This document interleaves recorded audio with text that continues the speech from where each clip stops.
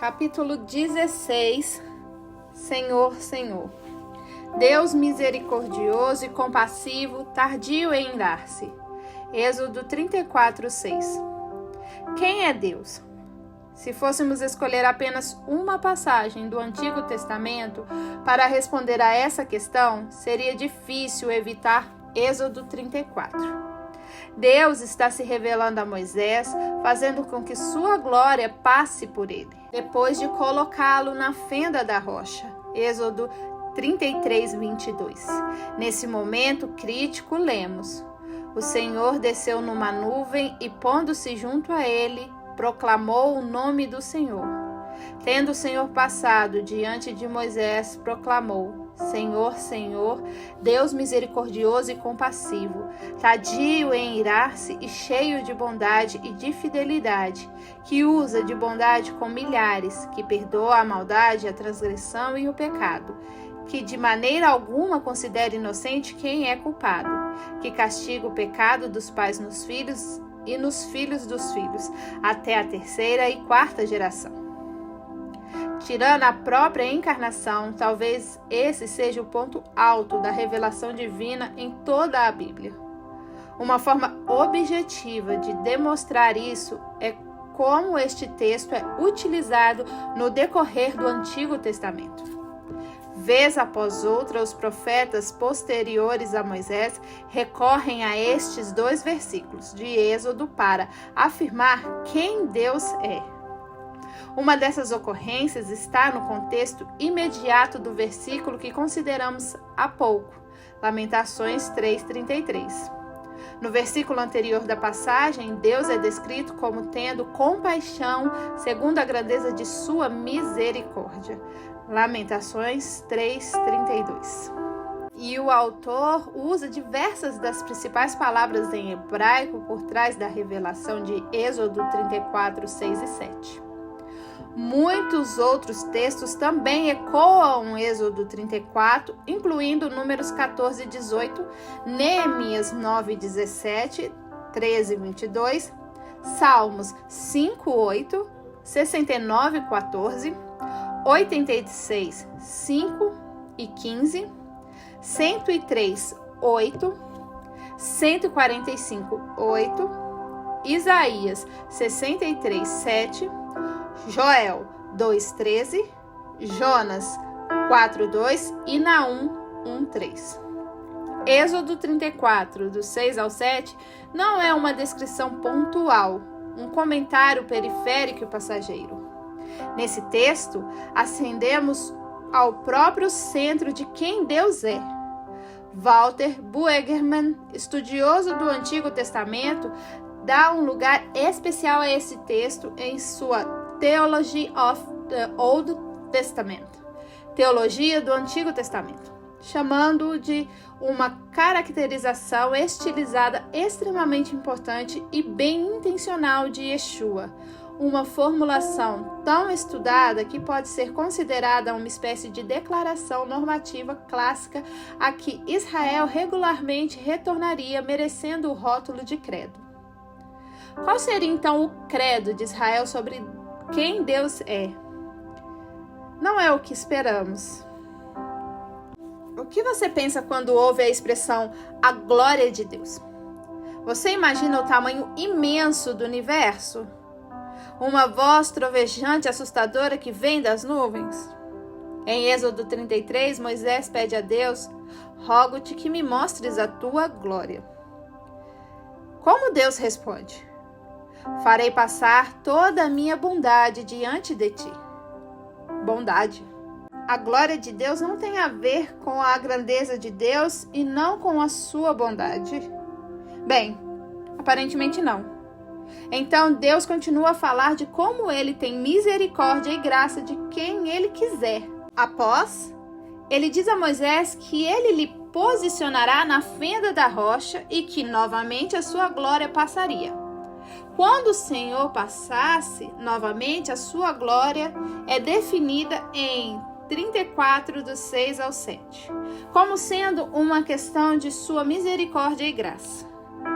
misericordioso e compassivo, tardio em irar-se e cheio de bondade e fidelidade, que usa de bondade com milhares, que perdoa a maldade, a transgressão e o pecado, que de maneira alguma considera inocente quem é culpado, que castiga o pecado dos pais nos filhos e nos filhos dos filhos até a 3ª e 4ª geração.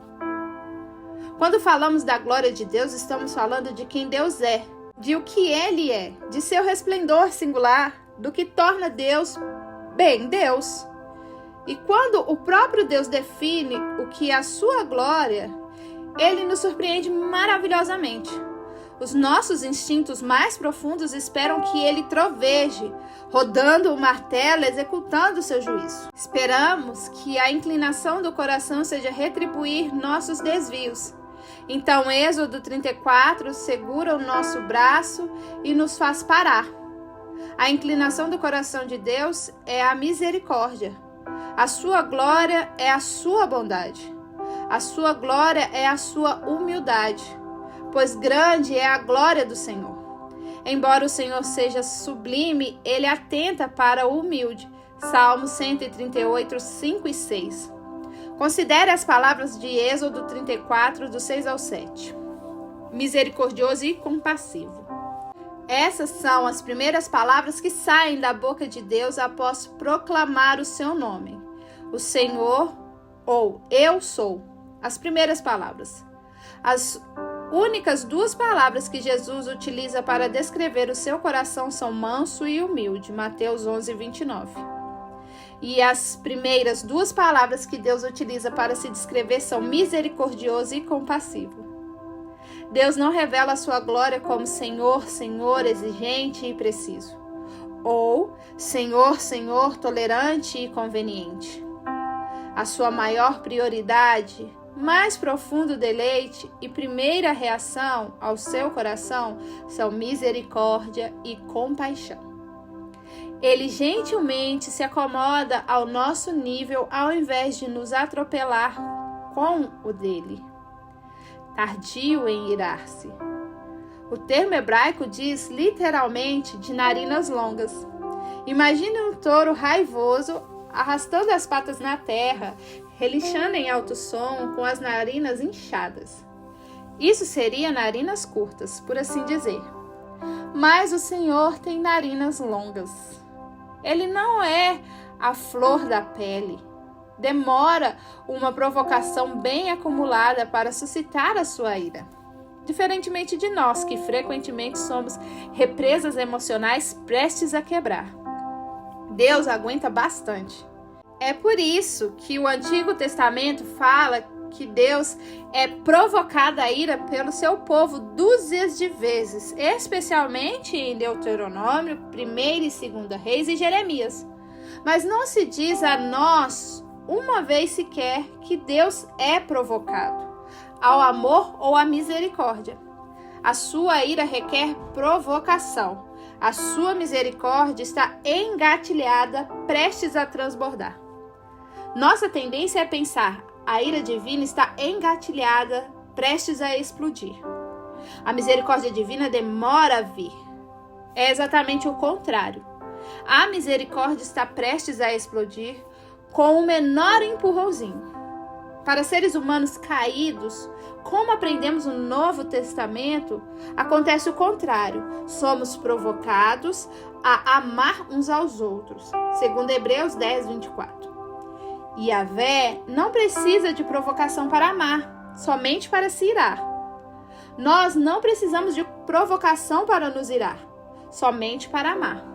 Novamente, a Bíblia é uma longa tentativa de desconstruir a nossa visão natural de quem Deus realmente é, cheio de bondade e de fidelidade.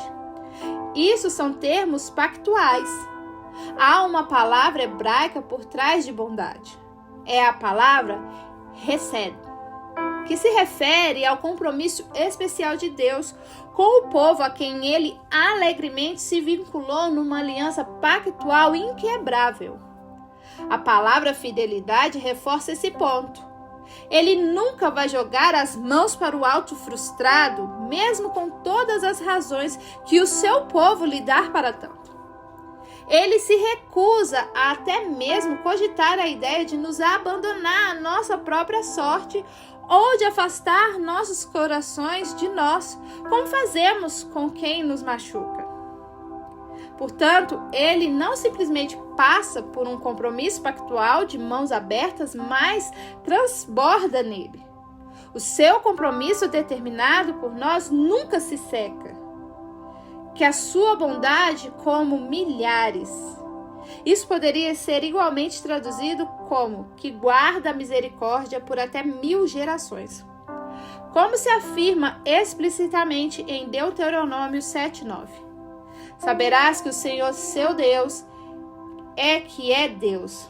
O Deus fiel que guarda a aliança e a misericórdia por até 1000 gerações. Para com os que o amam e obedecem os seus mandamentos. Isso não significa que a sua bondade acaba com a geração 1001. É a maneira de Deus de dizer: meu compromisso com vocês não tem data de validade. Vocês não conseguem se livrar da minha graça. Vocês não podem vencer a minha misericórdia. Vocês não podem fugir da minha bondade. O meu coração é de vocês. Que castiga o pecado dos pais nos filhos e dos filhos até a 3ª e 4ª geração. Esse fechamento, embora pareça difícil de engolir, é vital. E quando você parar para pensar, ainda mais reconfortante. Sem ele, tudo o que veio antes poderia ser entendido como mera leniência. Só que Deus não é fresco. Ele é a única pessoa perfeitamente justa do universo. De Deus não se zomba. Colhemos o que semeamos. Gálatas 6:7. O pecado e a culpa se transmitem de geração em geração. Vemos isso ao nosso redor o tempo todo neste mundo. Porém, perceba o que Deus diz. O seu amor pactual desde até 1000 gerações. Mas ele castiga pecados geracionais apenas até a 3ª ou 4ª geração.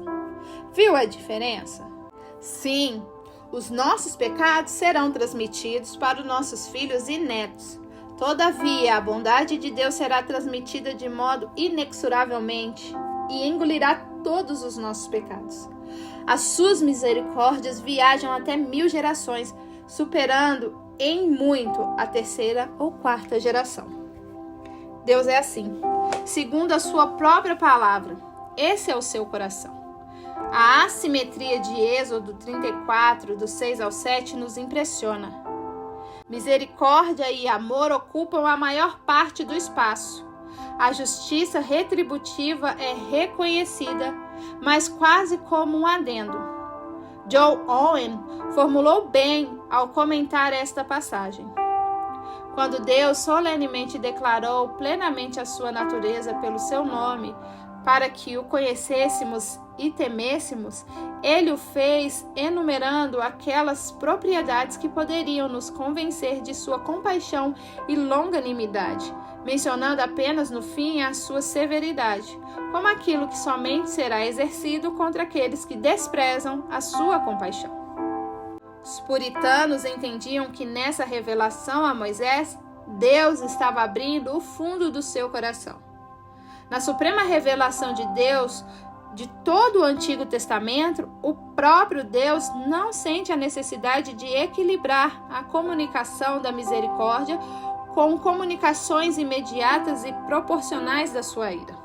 Pelo contrário, ele se descreve nas palavras de Richard Sibbes, revestido de todos os seus doces atributos.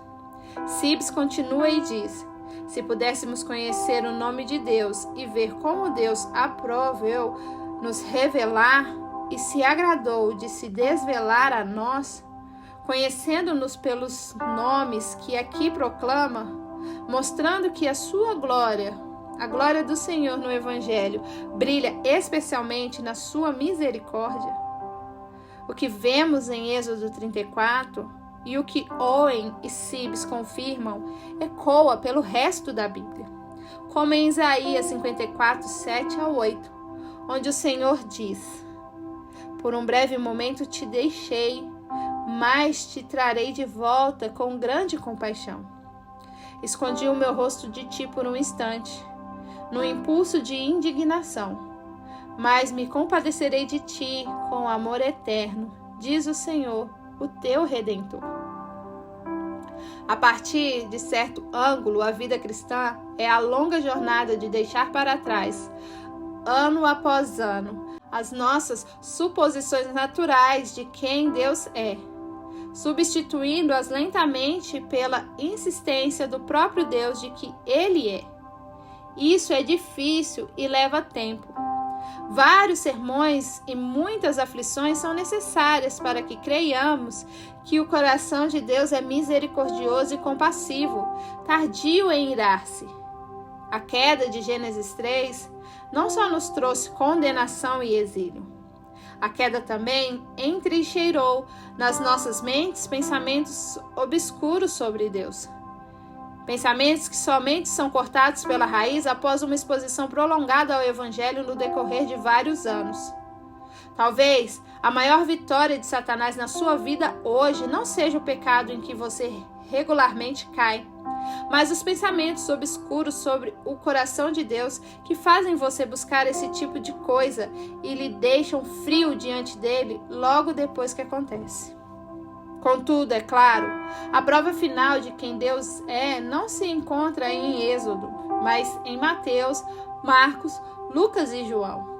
Em Êxodo 33, 34, Moisés não pode ver a face de Deus e viver, porque lhe fulminaria. Mas e se um dia os seres humanos vissem a face de Deus sem serem fulminados? Quando João fala que o Verbo se fez carne, ele diz: vimos a glória de Deus. Era o que Moisés tinha pedido, mas não recebeu. Cheio de graça e verdade, João 1,14. Identificando Cristo como a plenitude das coisas características de Deus, em Êxodo 34, 6. João não é o único evangelista que remete a Êxodo 33 e 34. Considere isso. A revelação de Êxodo 34 vem após uma alimentação miraculosa. Êxodo 16, 1 ao 36. E uma discussão de sábado. Êxodo 31, do 12 ao 18. Envolve um líder representante de Deus falando com Deus sobre uma montanha. Êxodo 32, 1, 15, 19. E Êxodo 34, 2, 3 e 29. E se conclui com o povo de Deus aterrorizado, depois pacífico e, por fim, se aproximando e conversando com o líder representante de Deus quando ele desce da montanha em Êxodo 34, verso 30 e 31. Segue-se imediatamente a ela uma repetição do maravilhamento do povo quando o objeto de seu culto entra no meio do povo. Êxodo 34, do 9 ao 10. Seguindo-se a isso, outro encontro entre o líder representante de Deus e Deus, resultando no brilho radiante no rosto do líder. Êxodo 34, 29 ao 33. Cada um desses detalhes se repete em Marcos 6, do 45 ao 52, e no seu contexto circundante quando Jesus anda sobre as águas. E agora podemos entender porque Jesus pretendia passar adiante de seus discípulos, os quais lutavam com seus remos no mar da Galileia.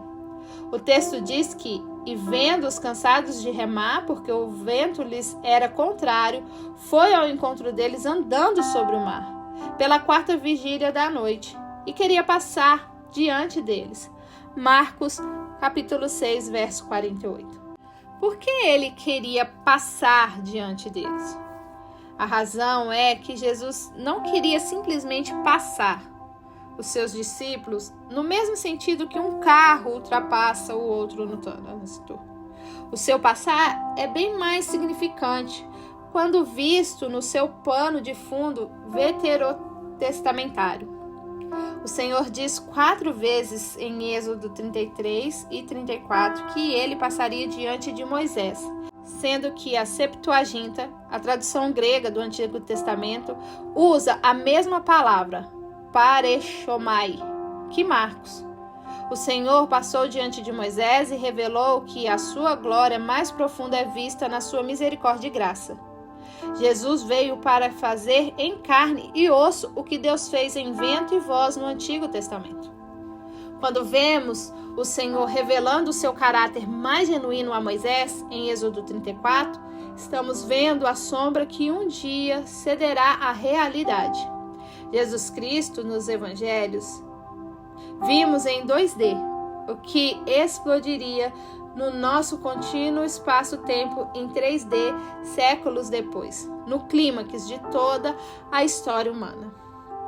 Lemos sobre o que há no mais fundo do coração de Deus em Êxodo 34. Mas esse coração se mostra no carpinteiro Galileu, que atestou que este era o coração ao longo de toda a sua vida. E então o provou quando foi para aquela cruz romana, descendo ao inferno do abandono divino em nosso lugar.